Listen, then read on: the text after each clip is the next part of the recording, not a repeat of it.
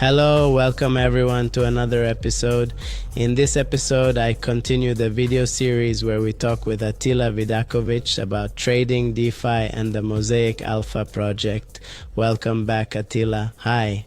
In the previous episode, we talked about trading in more depth, and I really like the approach that you guys are taking here at Mosaic Alpha because that's actually what I'm teaching people. And how are the baskets, the indices put together? That's exactly what I think we should go into. It's very important to see that the Mosaic Alpha platform is actually just a platform, and it's where people who want to buy baskets can come, and professional traders who want to put together baskets can come to offer it. So as Mosaic Alpha platform, we do not provide trading. Traders, on the other hand, so that part of it, it's not trustless now yet, and it won't be for a while, how somebody can become a trader, because we want to avoid all sorts of people coming onto the platform who think they are traders and they are really not. So you have to go through a very strict filter. You'll have to sit down and talk to us. We'll look at your history, your experience, your discipline, your environment, how you've traded, so only a trader who has passed a strict filter can get on to Mosaic Alpha. Later on, the plan is to relax that in very, very small steps, because the goal and our intention is also to make it easy for traders to come in. But it will be quite different in the future when there are, let's say, 100 traders on the platform. Then we have to relax these filters a little bit, and then they will have to prove themselves. Because then, when a user comes looking for a basket, he wants to invest. He has already chosen from a lot of baskets. Those baskets will have a history. They can be looked back. All baskets will have a history. They will have results. They have to produce something, so that if a new trader comes in, he has to be good. Otherwise, nobody will buy the basket he offers. There has to be a culture and a habit in the future of how they give information to investors and how they communicate with the basket owners. So it's a long-term process. At the moment, the people, the traders that investors will find there are all strictly checked people, and everybody has a name and a face behind the baskets. We met them, we checked them, so investors will be safe. So at the outset, you're saying mostly Hungarian traders? Where do they come from? The reason why there are only Hungarian traders at the moment is because we were able to screen them properly. Otherwise, there are a lot of foreigners among the candidates who are waiting for the opportunity to sit down and talk to us. That will happen as soon as the platform is launched in the April 2023, and we will start to pull in the traders that are worthwhile. As far as I understand it, the trader determines his own strategy. Yes, you can, and you have to define your own strategy. In fact, you are given a lot of freedom to do this, but you have to describe exactly what it is about, so investors can decide whether they like this type of trading or not. I see, and in the baskets before someone enters, they can see all the information, I guess. So it's completely transparently out there. Clearly, yes. All the costs are out there, so there are no hidden costs that come out later. All the types of costs and their rates are the first thing you'll see, and if you click on them, you'll see a long description of how it works, what the basket investment policy and strategy is. It could be an index basket. Obviously, with an index, there's not that much active trading.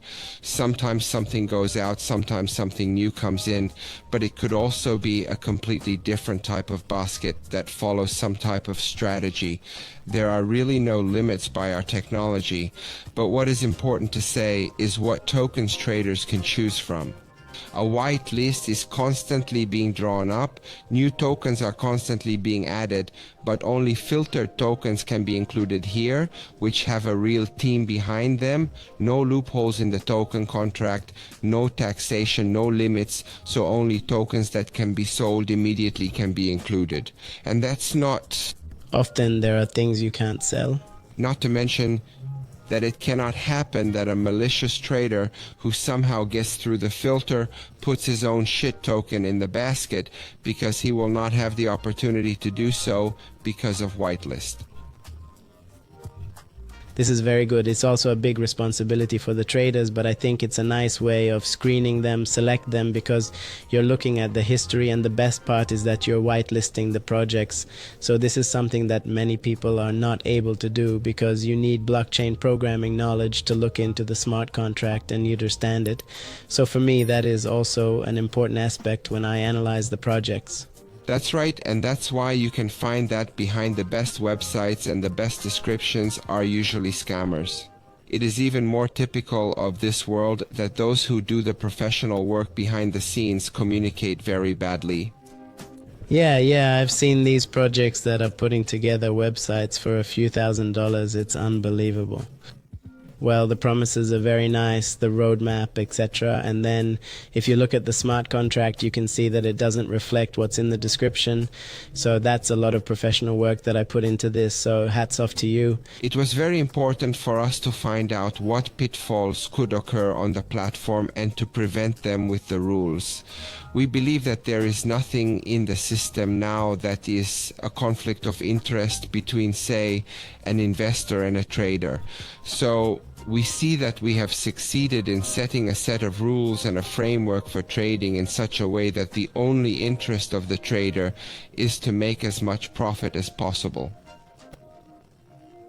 Where is this platform now? And let's look at the roadmap a little bit to see what steps I can expect. Well, at the moment, testing is going on with thousands with a big team. So you have to know that before we launch the platform in smart contracts, a lot of emphasis has to be put on code review, audit, testing. So launching on Binance in the first round?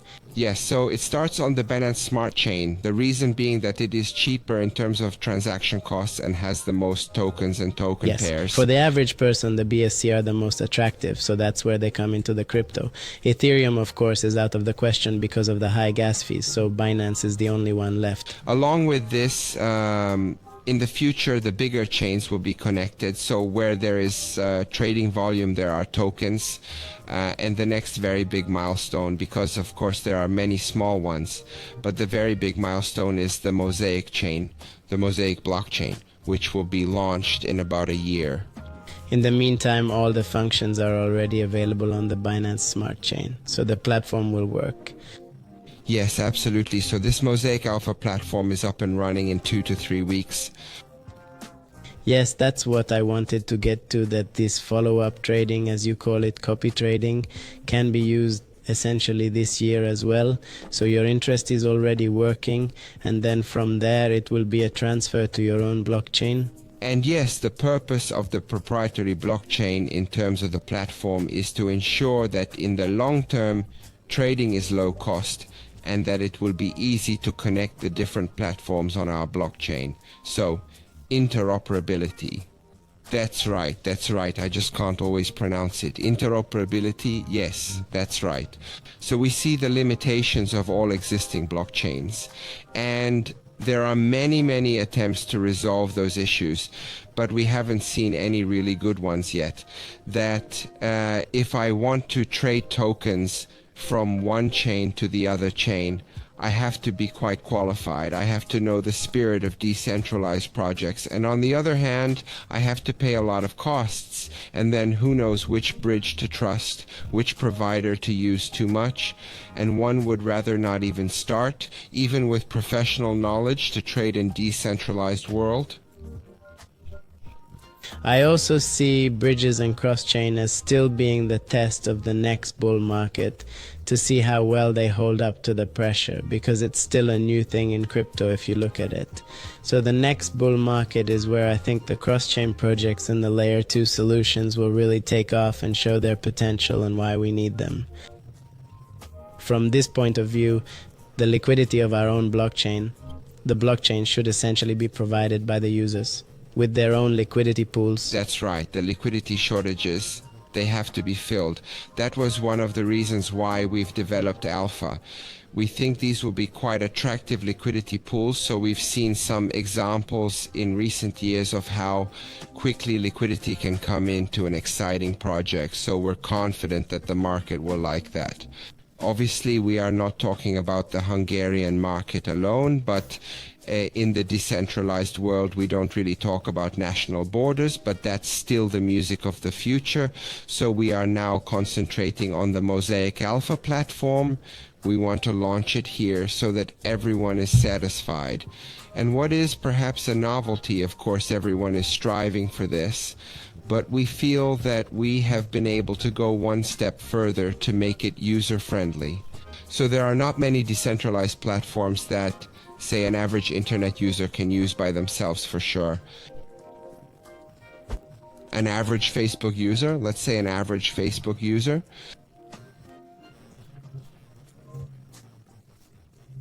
and then here on your own blockchain, I guess it will be certified on proof of stake, so you need validators for that. How extensive is the network here at the moment? We were just looking at the fact that if we were to launch the blockchain today, the amount of validators that we already have that are going to run the validators would put us in a very good position, because I think we're right around 10th place in the proof of stake blockchain, and the list that I was looking at listed about 89 blockchains. I think that's a pretty good number, so we're already above 550 validators here. But I think that the goal for the next year should clearly be to be in second place in terms of the number of validators, which is representative of decentralization. Well, your Ethereum would be hard to beat, obviously not. It's not even complete. We don't need to do it. But if I recall correctly, Solana Cardano only has a few thousand validators like that. Yes, well now the second one is the Throne, which is growing at a crazy pace, by the way, because a few weeks ago they had 5,000 voters. Yesterday or the day before when I looked, they had almost 6,000. But at least there's competition, there's someone to compete with.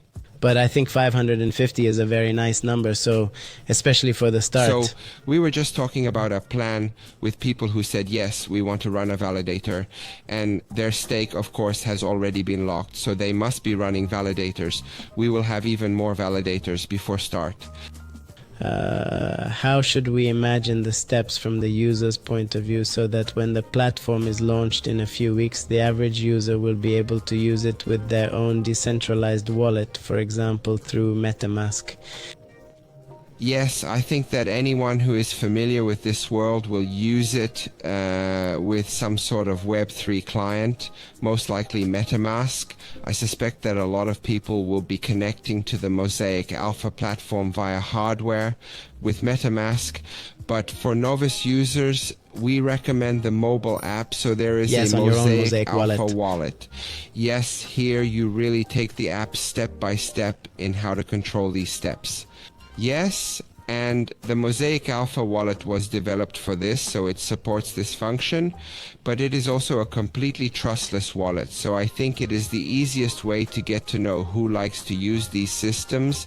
It depends on the individual, because you can also use the mobile app, but you can also connect to the mobile wallet from your desktop computer, where a QR code is simply displayed, and then you can connect your mobile wallet to it.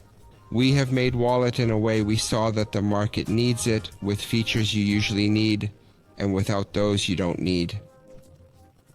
Many people are intimidated by DeFi at the beginning, but I always tell people to learn it, do it, try it. You actually have to go through the process 2 or 3 times. You delete the MetaMask, do it again, delete it, see if the code you wrote down works, so that you have to go into these like that, do a couple of transactions, so it really can't be explained. It's a lot easier if you go through swap one, check one. It's okay if you messed up, it's okay if you don't know what you've put where, but you have to go beyond that. And once you've done that, you can see that otherwise you feel much more secure, because you really feel that you have that legitimate sense that you're signing these smart contracts. But that's exactly why there will be a Mosaic Alpha platform running in a test environment where you can do everything, but with worthless tokens, and you can request it there. It costs 0 forints, of course, so you don't have to pay for anything.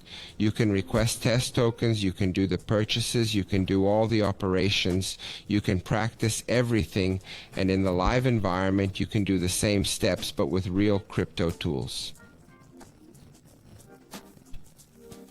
action. Super. If we have the wallet, we have it connected, then we need, I think, some more stable coin. Transaction. Yes, we have to get it from some other source for the time being, so we can start buying baskets when we have USDT in our wallet. Stablecoin on BEP20, so we have USDT on BEP20. And from there we go up. There's a discovery where we can collect all the information about the baskets, we can collect all the information about the traders running the baskets, and we can make the decision there. You can buy without a limit, so you can start with as little as $1. Obviously $1 is not worth the transaction cost today. Most of it will be taken. I just said this because there is no lower limit, so you can start with a crypto investment with $10 or $20, and from there on you can follow what happens with your money. Because it is decentralized and trustless, it goes without saying that everything is completely transparent, so there is no part of it that cannot be monitored in real time. That's the way of this world. So I don't even say that. I always forget to say that because for me it's natural. It is only when it comes up that it turns out that it has to be said, because it is not natural, because we are not used to it. Education is also one of our goals. Very good. Thank you very much, Attila. I'm looking forward to the launch of the platform. I'll definitely try it out. I hope you all enjoyed this episode, and if you're interested, the sequel will be coming soon. Bye. Bye.